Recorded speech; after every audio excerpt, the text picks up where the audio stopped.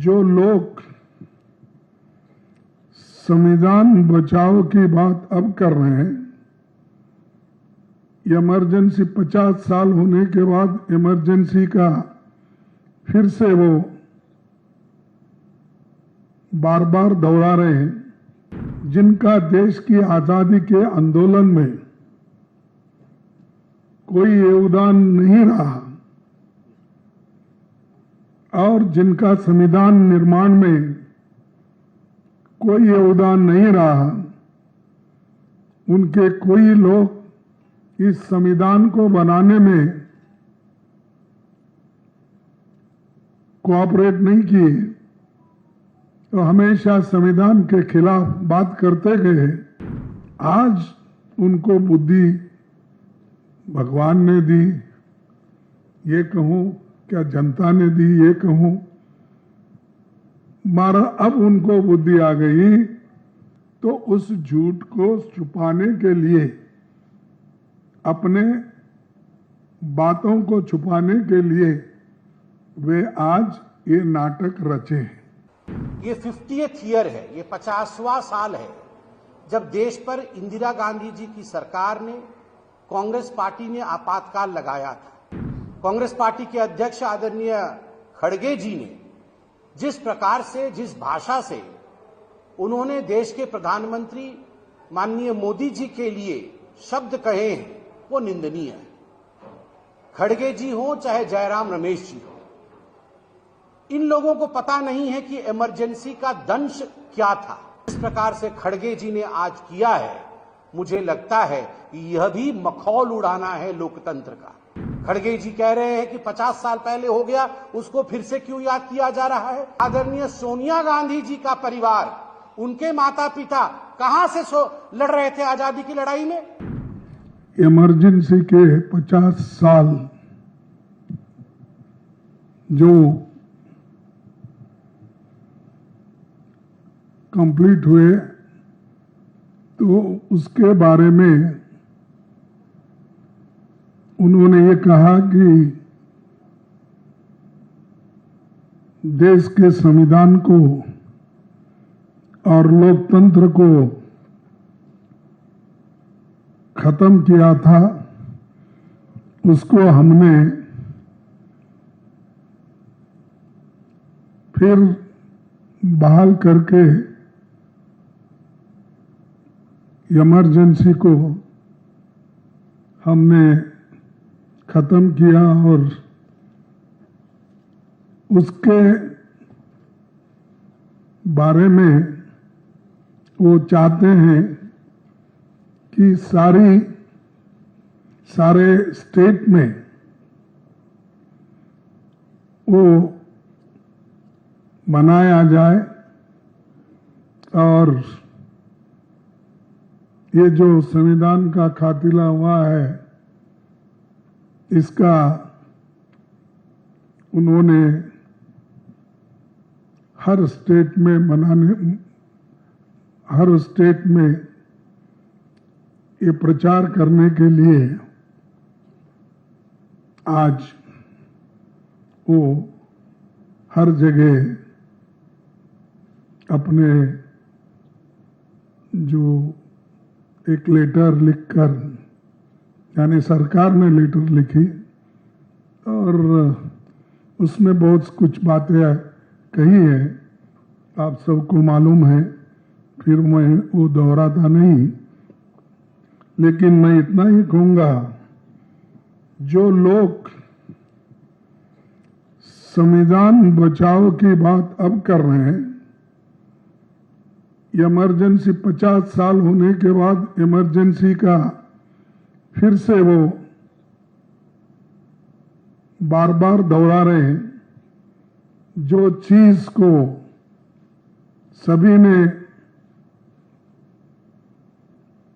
भूल दिया था और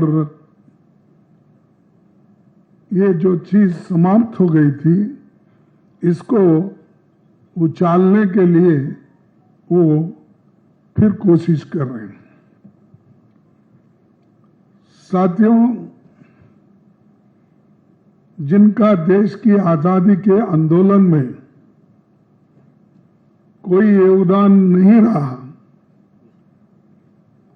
और जिनका संविधान निर्माण में कोई योगदान नहीं रहा, उनके कोई लोग इस संविधान को बनाने में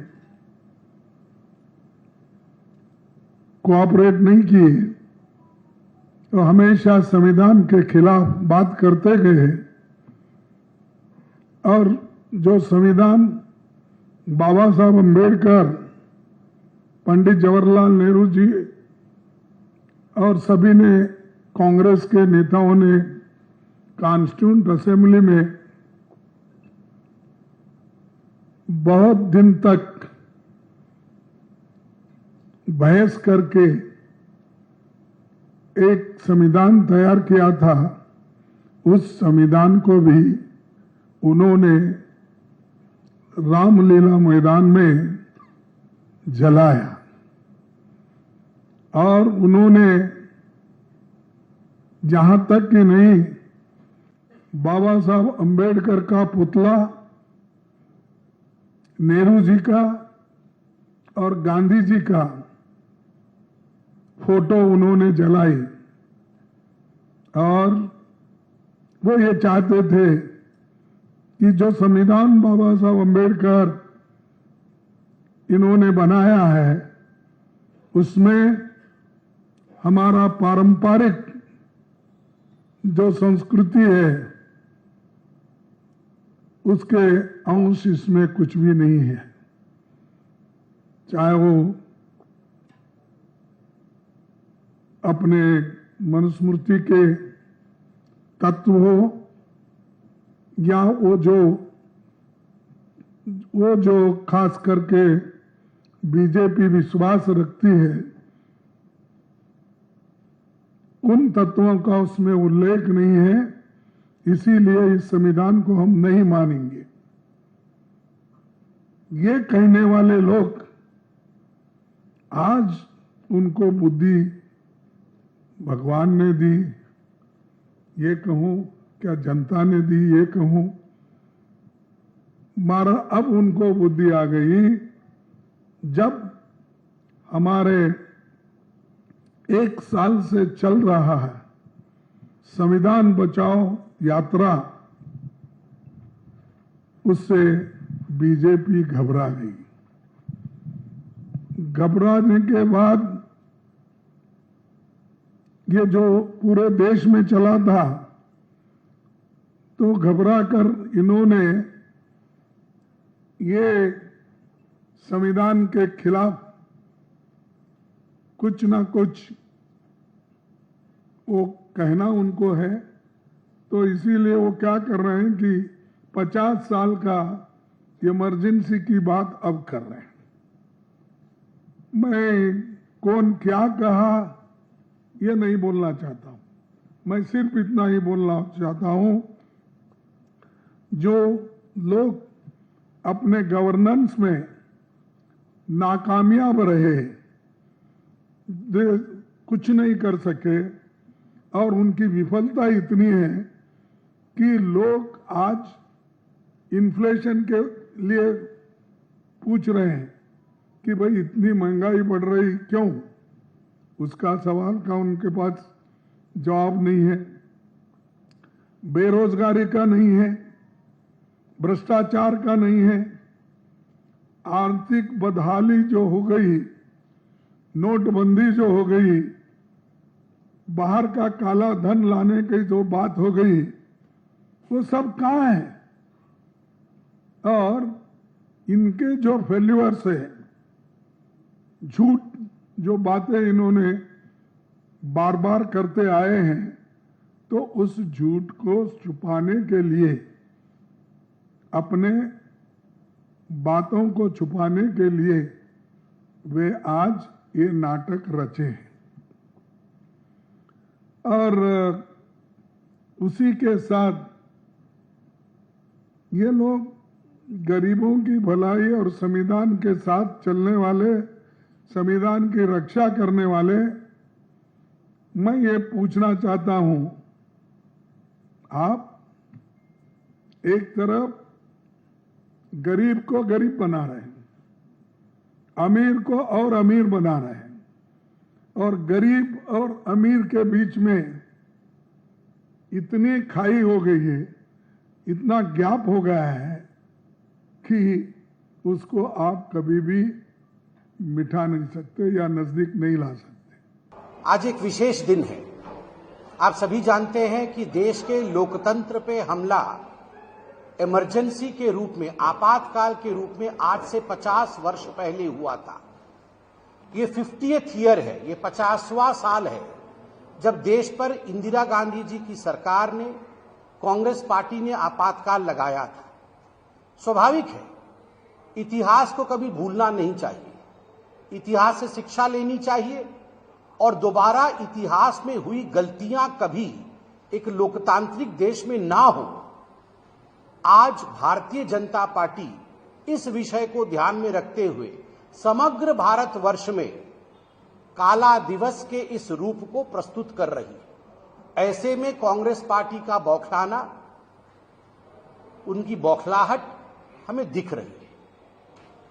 कांग्रेस पार्टी के अध्यक्ष आदरणीय खड़गे जी ने जिस प्रकार से, जिस भाषा से उन्होंने देश के प्रधानमंत्री माननीय मोदी जी के लिए शब्द कहे हैं, वो निंदनीय है। खड़गे जी हो चाहे जयराम रमेश जी हो, इन लोगों को पता नहीं है कि इमरजेंसी का दंश क्या था। कांग्रेसियों को पता नहीं है कि आम हिंदुस्तानी ने इमरजेंसी के दौरान किस प्रकार के कष्टों को, यातनाओं को सहा था। लगभग 1.5 लाख लोग जेल के अंदर रातों रात भर दिए गए थे। बिना कैबिनेट के डिसीजन के आधी रात को देश पर इमरजेंसी थोप दिया गया था। अखबारों के, बड़े बड़े मीडिया हाउस और अखबारों की बिजली काट दी गई थी ताकि आप अखबार के माध्यम से सुबेरे सत्य ना छाप सके। इस प्रकार का माहौल पूरे देश में रहा था। कई लोग, उनके ऊपर जो यातनाएं हुई उसके कारण उन्होंने मृत्यु को वर्ण किया, और आज भी वैसे लोग हमारे बीच में हैं।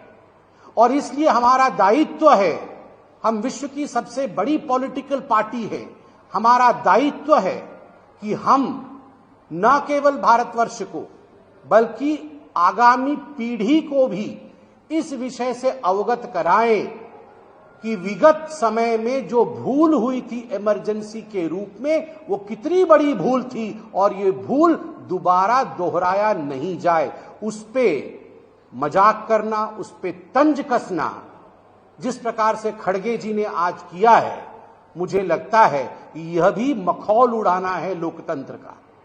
खड़गे जी कह रहे हैं कि 50 साल पहले हो गया, उसको फिर से क्यों याद किया जा रहा है। खड़गे जी, आप तो आज खुद ही बोल रहे थे कि जो लोग आजादी की लड़ाई में नहीं थे, जो लोग स्वतंत्रता की लड़ाई में नहीं थे, आप उस समय की बात कर सकते हैं मगर हम बात नहीं कर सकते। ये फर्क क्यों है? और खड़गे जी, मैं पूछना चाहता हूं, कौन कहता है कि हम आजादी की लड़ाई में लड़ नहीं रहे थे? यहां जितने लोग खड़े हैं, चाहे हम बोलने वाले हों, चाहे कैमरे के पीछे हमारे कैमरेमैन बंधु हों, आप सबके परिवार से हिंदुस्तानी होने के नाते कोई प्रत्यक्ष रूप से या कोई परोक्ष रूप से आजादी के लड़ाई में लड़ रहा था। मगर मैं पूछना चाहता हूं, बताइए, आदरणीय सोनिया गांधी जी का परिवार, उनके माता पिता कहां से लड़ रहे थे आजादी की लड़ाई में? कहां से लड़ रहे थे आजादी की लड़ाई में? उत्तर प्रदेश से, बिहार से, उड़ीसा से, बंगाल से, कहां से सोनिया जी की परिवार आजादी की लड़ाई में शामिल थे? बताइए। आप जब भारतीय जनता पार्टी के इतिहास के विषय में बात करते हैं तो वो उचित है, मगर जब हम आपके परिवार के, राजनीति के, आपके परिवार के महत्वाकांक्षा की पन्नों को पलटते हैं तो आपको वो ड्रामा नजर आता है।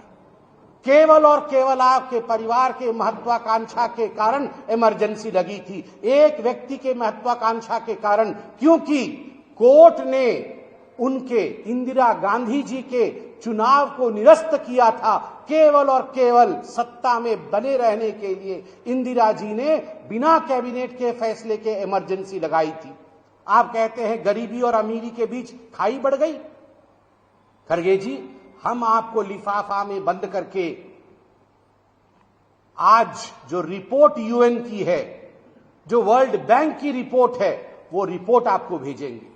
किस प्रकार से कितने करोड़ों लोग, 25 करोड़ से अधिक लोग किस प्रकार से गरीबी रेखा के ऊपर आए हैं विगत कुछ वर्षों में, जब मोदी जी का प्रधानमंत्री का काल रहा है।